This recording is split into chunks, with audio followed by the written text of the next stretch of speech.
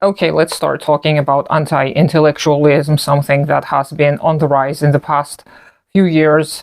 Arguably, ever since the collapse of the Soviet Union, anti-intellectualism has been on the rise. And I personally believe that one of the key reasons as to why anti-intellectualism is becoming so prevalent, it is because people are afraid. People are afraid. And I know, if you've been watching my channel for a while, you're going to say, Maya, not everything is because of fear. And I kind of agree, but I also think of any other reasons, and I am having a hard time finding other reasons. Fear is the prime sensation that we are accustomed to, that we need to survive. We have evolved to be afraid for a reason. It is very biologically necessary for us to be afraid, because this stops us from endangering ourselves. This stops us from risky behavior. So fear has a function. It's a very necessary thing. But anti-intellectualism and its link to fear, I think, is quite apparent. Because when you're afraid of appearing stupid, you're going to avoid anything that has to do with acquiring knowledge. And obviously, acquiring knowledge is a phrase that is very much simplifying the issue at hand. It is not the lack of knowledge necessarily that people are suffering from nowadays. It is the lack of understanding of that knowledge. It is the processing that a lot of people are not engaging in. So the engaging in processing is something that people are fearful of. First, because they are never taught how to do this. Second is because they are threatened often by the figures, authority figures in their lives, be it parents or teachers or whoever else, who convince these people when they're young that they're incapable, that they're not going to be able to do that on their own. And then, of course, this leads to a pattern in behavior developing where people get so used to not relying on themselves, not trusting their own judgment, that they don't even attempt to educate themselves when a chance arises. And this is why I claim that fear is one of the key components of the modern anti-intellectualism. People are afraid to admit to themselves their own limitations. People are afraid to find out that they're secretly stupid, that all these authoritative adults in the past were right somehow. However, when you start on your own intellectual journey, you quickly figure out that most of the methods that were taught to you were fine. They were not necessarily wrong, but they may not have served you in that moment of time. And then you figure out your own way on how to process information, on how to embody that information. Because information, just by itself, is nothing to us. It doesn't necessarily change us. It doesn't necessarily change our perspective, change our lives, etc. It is what we do with this information. It is how we apply this information. And when you apply information, then this is praxis. This is no longer just theory, you thinking to yourself about what it is you're going to do. It is the moment of the ideal, when you think about something, turning into a reality, or a pattern of behavior, or a certain type of a behavior, which you engage in consistently. This is how the ideal becomes material. This is what all of us have a potential for. There are some of us who may not be able to engage with information in the same way some other people are. Some of us may not be auditory learners. Some of us may not perceive text as well as other people do.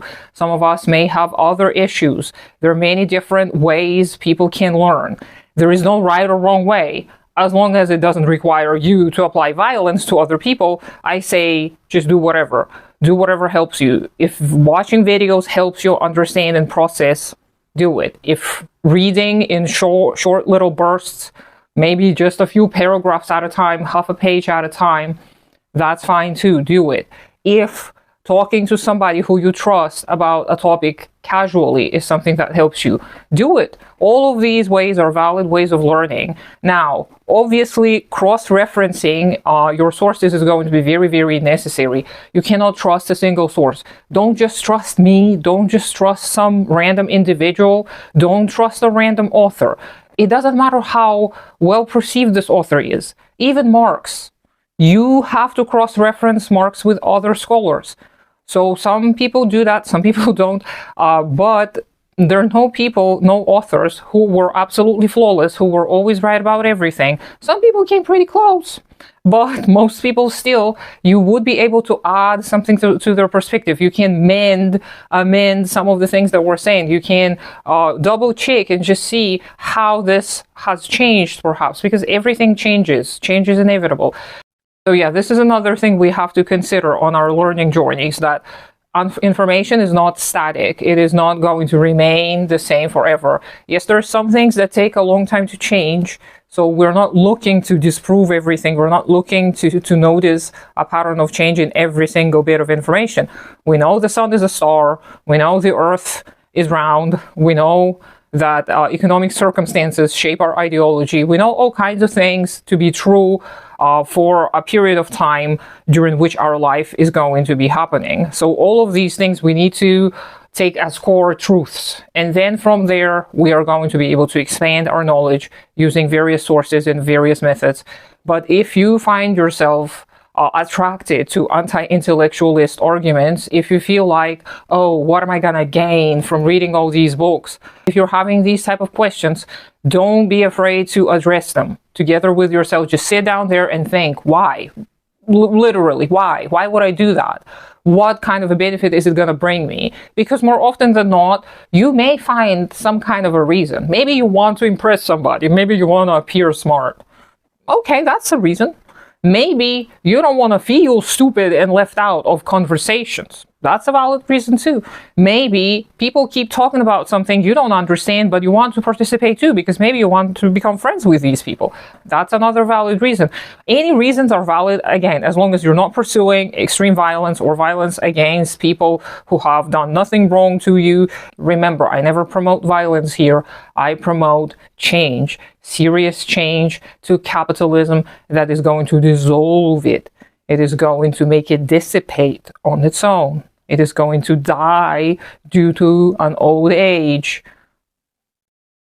Whatever we do to hasten its death, I'm not suggesting anything. But going back to anti-intellectualism and why it is on the rise, again, I firmly believe that people are afraid. Not only are they afraid of appearing stupid, they're also afraid that their perspective on life is going to drastically change. They're going to find out something so earth-shattering, this is going to change their life forever.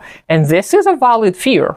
It is scary to enter a new world of something, but it is necessary, and it is also amazing, actually. When you read something, when you discover something, when you find something out together with others, this really can change your life, but that is almost always, not always, but almost always for the better. You are going to go through a process of shedding some of these biases, some of the things that you took as a given in the past. You're going to shed them all slowly over the course of a few weeks or a few months or maybe even a few years. You're going to shed some of the old belief systems you might have acquired. And then you're going to emerge renewed as a little butterfly, and it is going to be beautiful. And trust me, it is a much, much more fulfilling process than to live in fear, than to cling to old beliefs that appear safe to you. And I'm saying this as a person who has gone through this myself. I was not a communist for the vast majority of my life. I was apolitical. I was a person who did not care to educate myself because I was afraid of finding out something scary and terrible. I was afraid of finding out that I was secretly bad. I've undergone all of these journeys, and I'm really, really happy that I did, because it made my life better. It made my life better because I became less fearful. I understood that many, many things under capitalism are actually just business, nothing personal. It is not a pleasant realization, but it is a truthful one that helps you adjust and adapt and strategize. And it helps you realize what your true priorities are. You understand that you cannot rely on false collectives. You cannot rely on groups of people who only seek out profit for themselves. You realize that you have to get together with people who actually want benefit for everyone, not just themselves. and that you can realize your human potential only together with other people, because otherwise it's going to be fruitless. If you just acquire things, if you just acquire wealth and even power, this is not going to be fulfilling. As a person who has a lot of things, I'm gonna let you in on a little secret. Yes, my things are not expensive or fancy or prestigious, but no amount of things have ever helped me feel better about myself.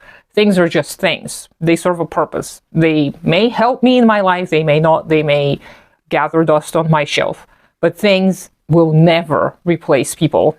Things will never replace things that I can do with people, talk and argue and dance and have fun. All of these things are only possible with other human beings. And it's only possible when other human beings are healthy and happy and fulfilled. This is why I suggest you try and educate yourself. I'm going to include some starter works on communism down below if you're interested. Just give it a look. Maybe something's going to catch your eye. And do consider why, what it is you're afraid of, to discover if you start educating yourself. And of course, if you start reading literature that is promoting certain belief systems that are based on hatred, this is not going to be helpful. Now, communists have never promoted anything that is anti-humanist, because it's a very, very deeply humane philosophy. If you don't trust me on this, you don't have to. You can listen to other people. You can listen to an abundance of other people. If you get out of a little bubble you're in, if you listen to other leftists, you probably are going to hear a lot of evidence and data. If you're interested in any content creators I personally think are helpful, let me know. Let me know what it is you do to combat your own anti-intellectualist tendencies. I hope you have a great day today. Consider supporting me on Patreon. Do take care of yourself and your community first. Subscribe to me on all the social medias, even though I don't do much there. And I'll talk to you sometime later.